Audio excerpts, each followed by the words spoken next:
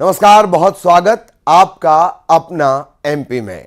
खबरों के सिलसिले की शुरुआत करेंगे जबलपुर हाईकोर्ट से जुड़ी बड़ी खबर के साथ। जबलपुर हाईकोर्ट ने भोपाल गैस कांड से निकले यूनियन कार्बाइड कचरे मामले में सुनवाई की। हाईकोर्ट ने सरकार को कचरे के निष्पादन की पूरी जिम्मेदारी दी है, साथ ही सरकार को 6 हफ्ते का वक्त भी दिया है। हाईकोर्ट ने सरकार को 6 महीने का समय दिया है। यह भी कहा है कि पूरी गाइडलाइंस के साथ सरकार कचरे का निष्पादन करे, यानी उसका जो नष्टीकरण होना है उसको लेकर 18 फरवरी को मामले की अगली सुनवाई होनी है।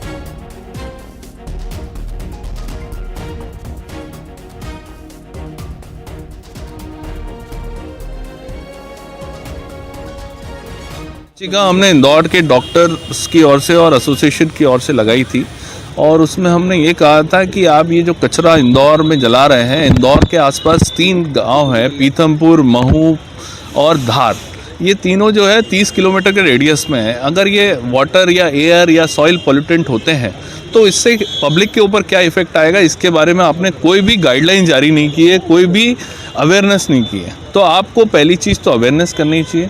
दूसरी चीज़, जो रूल्स बने हुए हैं, रेगुलेशंस बने हुए हैं, उनके हिसाब से क्राइसिस मैनेजमेंट ग्रुप्स बनाने चाहिए, वो भी आपने नहीं बनाए। तीसरी चीज़, जो कचरा है उसको लेकर रिपोर्ट जो थी 2015 की थी, आज की तारीख की जो रिपोर्ट्स हैं वो रिपोर्ट्स आपने जो कराई नहीं है, जो कि भारत सरकार ने आपको कहा था कि 3 ट्रायल रन करेंगे और 3 ट्रायल रन के बाद एक्चुअली इसको डिस्पोजल के लिए आप करेंगे। भोपाल गैस के टॉक्सिक वेस्ट के संबंध में आज जरूरी सुनवाई हुई है। पिछले आदेश में हाईकोर्ट ने इस टॉक्सिक वेस्ट को भोपाल से पीतमपुरा ले जाकर वहां डिस्ट्रॉय करने का आदेश और रिपोर्ट पेश करने का आदेश किया था।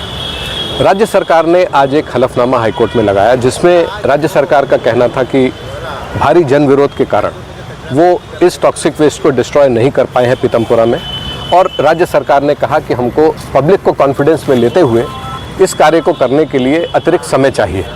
हाईकोर्ट ने आज राज्य सरकार को 6 और सीधे सहयोगी श्रीनिवास के पास आपको लिए चलते हैं। इस वक्त वो हमारे साथ जुड़े हुए हैं। श्रीनिवास, और क्या कुछ कहा अदालत ने? देखिए, भोपाल गैस कांड के जो यूनियन कार्बाइड का जो जहरीला कचरा है उसके विनिष्टीकरण को लेकर आज एक अहम फैसला जबलपुर हाईकोर्ट से हुआ, जिसमें आज सरकार ने इस मामले को लेकर हलफनामा भी प्रस्तुत किया, जिसमें बताया गया कि उनको समय चाहिए और सरकार ने हाईकोर्ट ने उन्हें 6 सप्ताह का समय भी दिया। साथ ही आपको बता दूं, विनिष्टीकरण को लेकर जो उन्होंने कंटेनर जो पीथमपुर गया है वो अभी तक उसका जहरीले कचरे का विनिष्टीकरण नहीं किया गया, जिसको लेके भी उन्होंने कंटेनर उतारने का भी हाईकोर्ट से उन्होंने परमिशन मांगा था, जिसके बाद हाईकोर्ट ने आज उस मामले को लेकर भी उनको कंटेनर उतारने के लिए भी परमिशन दे दिया है। साथ ही उसको समुचित तरीके से सावधानीपूर्वक विनिष्टीकरण करने के लिए भी सरकार को आदेश दिए हैं। इसके साथ ही आपको बता दूं कि जो कंटेनर में कचरा जो अनलोड अभी करके जो अभी 11 मीट्रिक टन जो कचरा है उसको अभी उनको विनिष्टीकरण करना, जिसमें कि अभी तक 337 टन ही पीथमपुर कचरा गया है, लेकिन उसका भी विनिष्टीकरण नहीं किया क्योंकि वहां पे लगातार विरोध हो रहा था। तो सरकार ने हाईकोर्ट से ये भी समय मांगा कि जिस प्रकार से वहां विरोध हो रहा था, पहले पब्लिक को अपने संज्ञान में लिया जाएगा, इस बारे में बताया जाएगा, जागरूक किया जाएगा, उसके बाद ही इसका विनिष्टीकरण भी किया जाएगा। साथ ही इस मामले को लेकर जो याचिकाकर्ता थे उन्होंने ये दलील पेश करी थी कि यहाँ पे जिस प्रकार से जहरीला कचरा, उससे कहीं ना कहीं जलवायु प्रदूषण, जल और मृदा, इस सभी में और पानी के साथ साथ प्रदूषण फैल रहा है और सरकार इस मामले में कोई भी कठोर कदम नहीं उठा रही, जिसको लेके ठीक है श्रीनिवास, बहुत बहुत धन्यवाद आपका इस तमाम जानकारी के लिए। सहयोगी श्रीनिवास विस्तार से जानकारी दे रहे थे। इधर भोपाल से बड़ी खबर, बीजेपी में जिला अध्यक्षों के नाम का ऐलान जल्द हो सकता है। 52 जिलों के अध्यक्षों के नाम का आज ऐलान हो सकता है। 15 जिलों पर हाईकमान फैसला लेगा। बाकी जिलों की 7 जनवरी तक सूची आ सकती है। धर्मेंद्र प्रधान जो पर्यवेक्षक भी बनाए गए हैं, अब वो 9 या 10 जनवरी को भोपाल आएंगे। चुनाव के पर्यवेक्षक वो बनाए गए हैं और जब वो आएंगे तो नए जिला अध्यक्षों के साथ वो मुलाकात भी करेंगे। सहयोगी सुशील इस वक्त हमारे साथ जुड़े हुए हैं। सुशील, ऐलान जल्द, और जब धर्मेंद्र प्रधान आएंगे तब वो नए जिला अध्यक्षों से या जिनको भी दोबारा जिम्मेदारी मिल गई है उनसे चर्चा करेंगे। ये जो 15 जगह हैं, 15 जिले हैं, वहां क्या पेच ज्यादा है सुशील? बिल्कुल सही बात। देखिए, मध्य प्रदेश में संगठन के जो चुनाव चल रहे हैं भाजपा के, उनमें सबसे बड़ी बात यही है कि जो 52 जिलों के अलावा अगर देखें तो इनमें 15 ज़िले ऐसे हैं जहां पर जिलाध्यक्षों को लेकर खासी खींचतान चल रही है।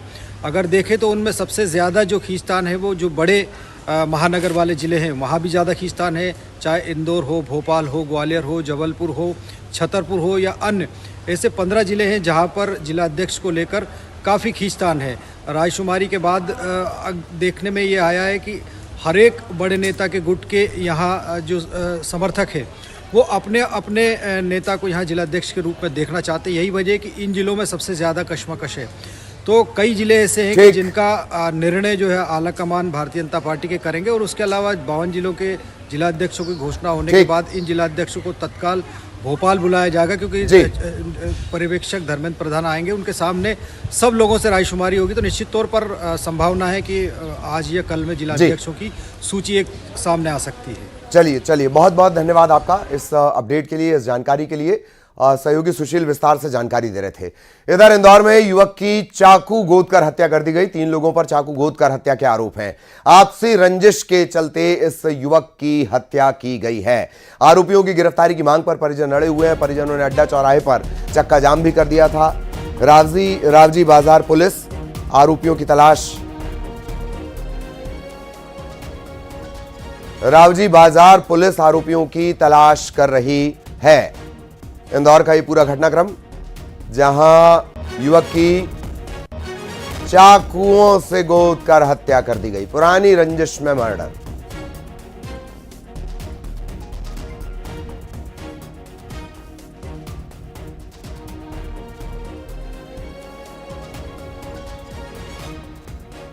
तोड़ो भाई, घर तोड़ो।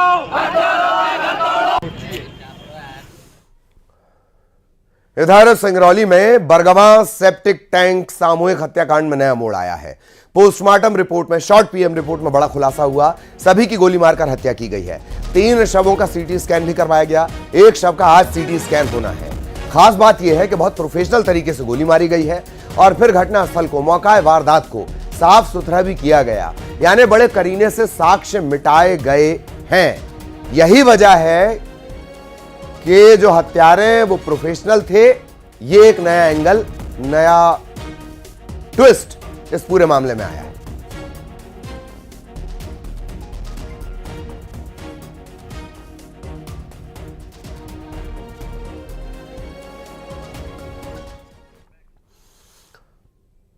और ग्वालियर में मारपीट की घटना के बीच हिट एंड रन का वीडियो सामने आया। तेज रफ्तार कार ने ऋतिक गुप्ता नाम के एक युवक को टक्कर मार दी। ऋतिक जो है वो मारपीट के दौरान सड़क पर खड़ा हुआ था। कार की टक्कर की वजह से वो घायल हो गया। इस दौरान छत पर मौजूद कुछ लोगों ने इस घटना का वीडियो बनाया। इधर ऋतिक ने पड़ाव थाने में FIR दर्ज करवा दी है। 31 दिसंबर की रात ये पूरी घटना हुई थी और इसका वीडियो अब सामने आया है। तेज रफ्तार कार आती है और ऋतिक को धड़ाम कर मारकर चली जाती है।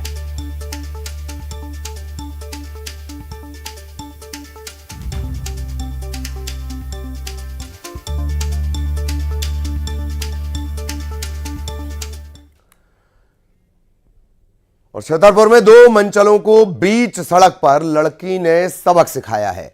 स्थानीय लोगों की मदद से लड़की ने इन मंचलों को चप्पलों से धुना है। ये मंचले राह चलते लड़की को परेशान कर रहे थे। इसके बाद चप्पलों से बीच सड़क पर जब धुनाई हुई तो उसका वीडियो भी सामने आया। इस वीडियो में लड़की इन मंचलों को चप्पल से पीटती हुई नजर आती है। ईशानगर थाना इलाके के रेलवे पुल के पास की यह घटना बताई जा रही है।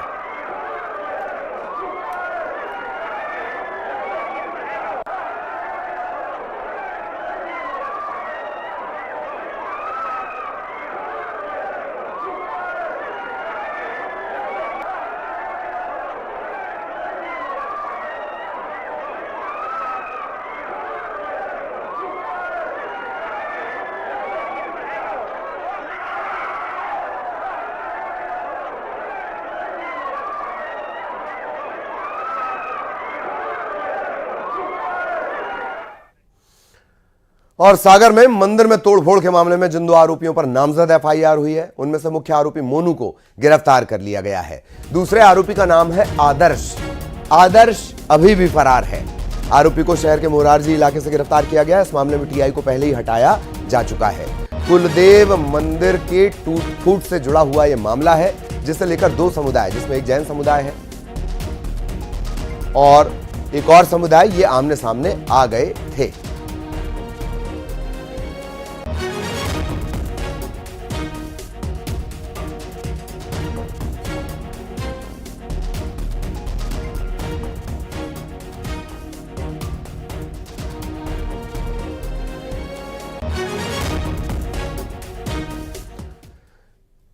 इधर खंडवा में गोवंश तस्करी के मामले में बजरंग दल ने खालवा पुलिस थाने का घेराव किया है। बजरंग दल कार्यकर्ताओं ने पुलिस पर मदद न करने के आरोप लगाए हैं। कार्यकर्ताओं का कहना है कि उन्होंने गोवंश तस्करों के वाहन को पकड़ा है।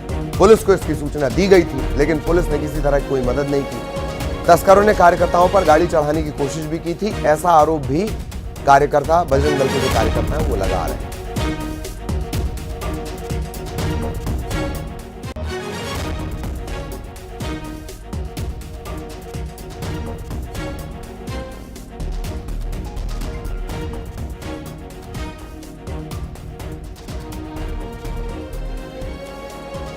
हमारे कार्यकर्ताओं को सूचना मिली कि गो तस्करी की गाड़ियां आ रही है जो कि महाराष्ट्र की ओर जाने वाली है। जैसे ही हमारे कार्यकर्ताओं को सूचना मिली, वो मौके पर पहुंचे। उन्होंने गाड़ी रोकने का प्रयास किया, पर उन्होंने गाड़ी नहीं रोकी। कार्यकर्ताओं पे चढ़ाने की कोशिश करी, पर हमारे कार्यकर्ताओं ने जान में जोखिम डाल कर उस गाड़ी को रोका।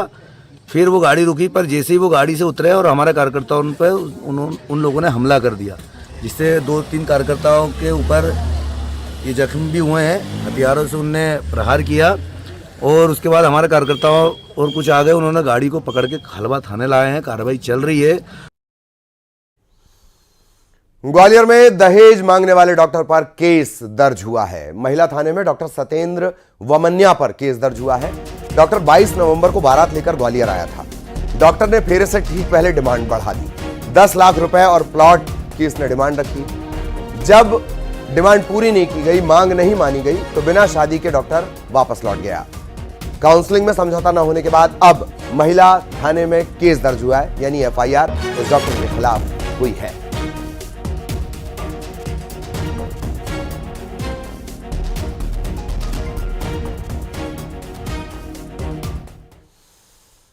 गुना में ट्रेन हादसे में एक युवक की मौत हो गई है। 20 फीट इलाके में युवक का शव बिखर गया। दरअसल खंभे से टकराने के चलते, ट्रेन की चपेट में आने के बाद खंभे से टकराने के चलते कुछ इस तरह इस हादसे की थ्योरी बताई जा रही है। कोहरे की वजह से भी हादसा होना बताया जा रहा है। जीआरपी मौके पर पहुंच गई।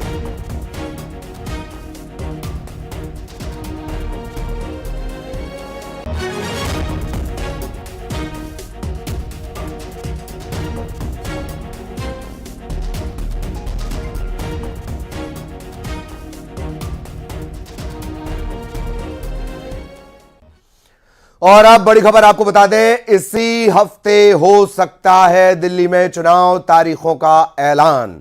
चुनाव आयोग इसी हफ्ते तारीखों के बारे में जानकारी दे सकता है। एक चरण में दिल्ली विधानसभा के चुनाव होंगे। दिल्ली विधानसभा चुनाव की तारीखों का ऐलान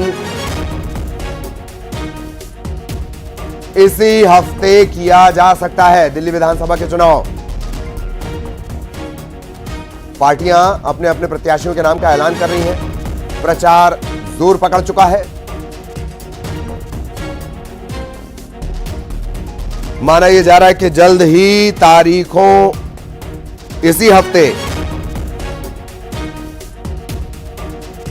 दिल्ली में चुनाव की तारीखों का शेड्यूल जारी किया जा सकता है।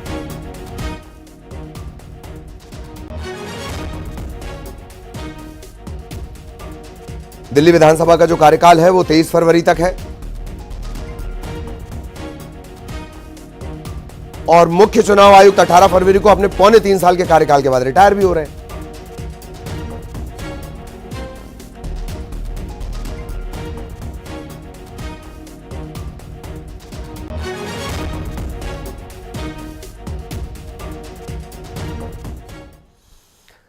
मध्य प्रदेश के मुख्यमंत्री doctor Mohan Yadav 66 medical mobile unit को हरी झंडी दिखाकर रवाना करेंगे। 21 जिलों के 87 विकासखंड के लाखों नागरिकों को उसके चलते स्वास्थ्य सुविधा मिलेगी। प्रदेश के दूरस्थ और पिछड़े इलाकों तक स्वास्थ्य सेवाएं पहुंचाने के लिए मोबाइल मेडिकल यूनिट शुरू की गई है। 1268 गांवों की 3,12,000 की आबादी को इसके चलते स्वास्थ्य सुविधाएं मिलेंगी। एक मोबाइल मेडिकल यूनिट की लागत है 33,86,000 रुपए। मोबाइल यूनिट साजो सामान से तकनीक से लैस है। इसमें जीपीएस होगा, सक्शन मशीन होगी, कान की जांच की ऑटोस्कोप होगी, X ray machine, stretcher, oxygen cylinder, ये तमाम सुविधाएं होंगी। पूरे महीने में 24 दिन ये गांव-गांव घूमेगी।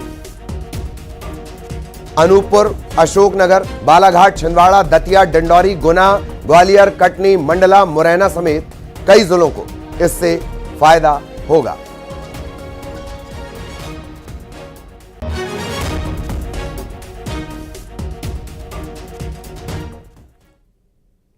और अब बड़ी खबर मध्य प्रदेश के उज्जैन से। यहां सीएम मोहन यादव ने 3 मुस्लिम नाम वाली पंचायतों के नाम बदलने का ऐलान कर दिया। इस दौरान डॉक्टर मोहन यादव ने कहा कि मौलाना गांव लिखते वक्त उन्हें अटपटापन लगता है, उनका पेन अटकता है। इस दौरान उन्होंने गजनी खेड़ी पंचायत का नाम चामुंडा माता नगरी, जहांगीरपुर का नाम जगदीशपुर और मौलाना गांव का नाम विक्रम नगर रखने का ऐलान किया है।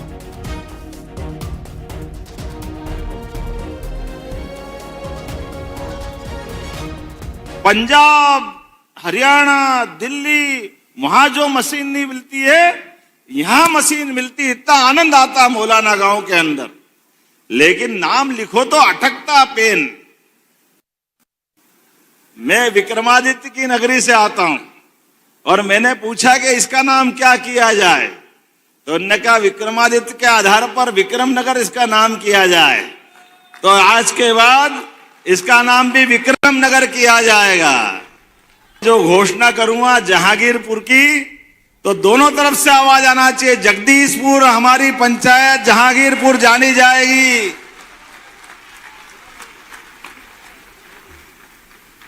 आगे से हमारे अपने आराध्यों को नमन करने की जो गौरवशाली परंपरा है, काल के प्रभाव में क्यों नाम रखा हमको नहीं मालूम, लेकिन जहां के जो मानने वाले हैं उनका अपना सम्मान है।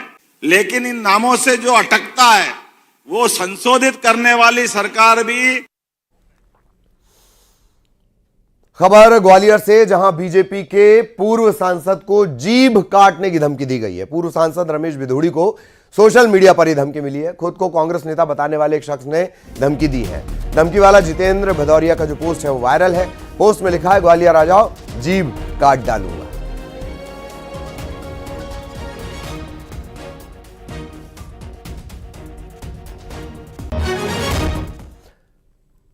खबर बैतूल से, जहां सरकारी भूमि के दुरुपयोग पर कलेक्टर ने बड़ा एक्शन लिया है। 1 अरब से ज्यादा कीमत की जमीन की लीज निरस्त कर दी गई है। 2,23,515 वर्ग फीट जमीन की लीज निरस्त की गई है। 90 साल से एक मिशनरी संस्था के नाम पर यह लीज थी। सरकारी जमीन पर बनाया जा रहा था करोड़ों का कॉम्प्लेक्स। लीज निरस्त कर दी गई।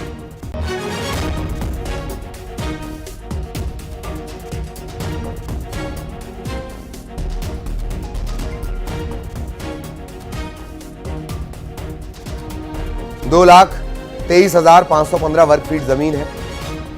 90 साल के लिए यह मिशनरी संस्था के नाम पर थी लीज।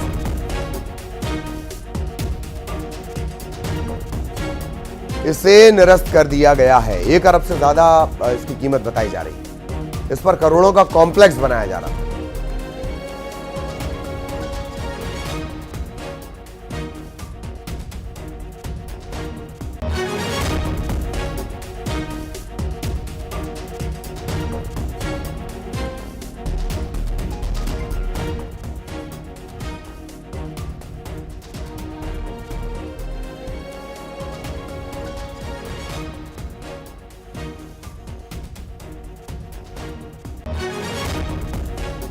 सहयोगी ऋषु इस वक्त हमारे साथ जुड़े हुए हैं।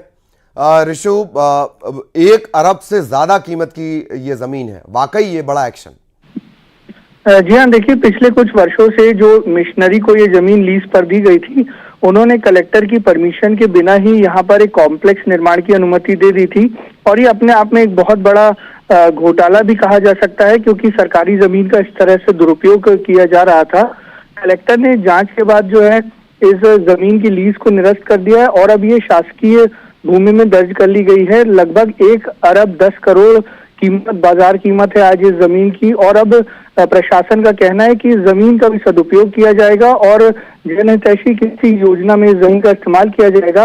और भी जो जमीनें हैं जिले में इस तरह की सरकारी भूमियां जिनका दुरुपयोग हो रहा है, उसकी भी जांच सतत जारी है इस समय।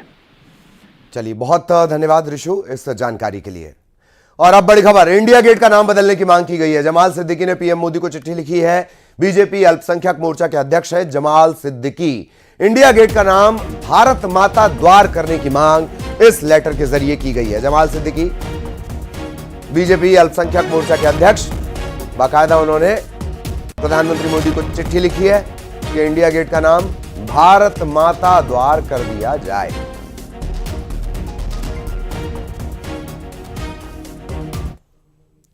और अब टॉप 20।